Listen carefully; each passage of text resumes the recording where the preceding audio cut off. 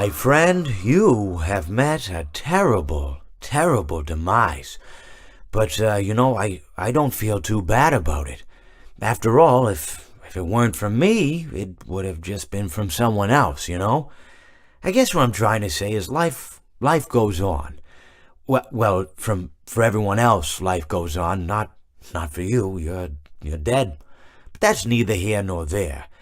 It reminds me of one summer day in the park. I was having just a delightful picnic with my good friend Orville. And I said to him, Orville, I have a story. And he said to me, what's the significance of the story? And I said to him, Orville, not every story has to have significance, you know? Sometimes a story is just a story. If you try to read into every little thing and find meaning in everything anyone says, you'll just drive yourself crazy. I had a friend do it once. Wasn't pretty. We talked about it for years. And not only that, but you'll likely end up believing something you shouldn't believe and thinking something you shouldn't think, or assuming something you shouldn't assume, you know? Sometimes, I said, a story is just a story. So just be quiet for 1 second of your life and eat your sandwich, okay?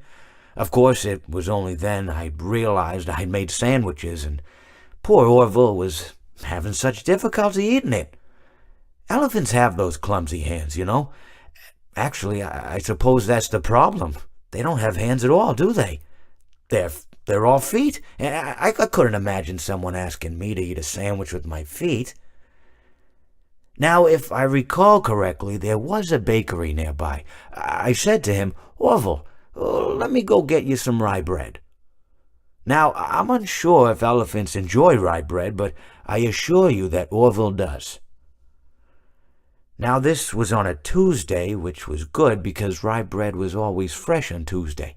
They made sourdough bread on Monday and threw it out Wednesday, or rather, they sold it at a discount for people wanting to feed the ducks, and then probably at the end of the day, finally, they threw it all out. I don't recall. I do remember a man who would bring his son to the bakery every Wednesday and then go feed the ducks. He would buy all of the sourdough bread. Of course, you're not supposed to feed the ducks sourdough bread at all. It swells up in their stomach and then they all die. At least that's what I've heard. I never saw any ducks die myself, but I did notice a substantial decrease in the duck population over the course of a few years. I just never thought to stop the man and tell him that he was killing the ducks by feeding them sourdough bread. And if you want my opinion on the matter, and I told Orville this as well, if you want to feed ducks, or birds, or any kind for that matter, it's best to buy seed. I mean, when you think about it, breads of any sort don't occur in nature. They don't grow on trees or spring up from the bushes. I don't think birds know what to do with bread. What was I saying? Oh, yes. So I bought Orville some rye bread. What a fine day it was.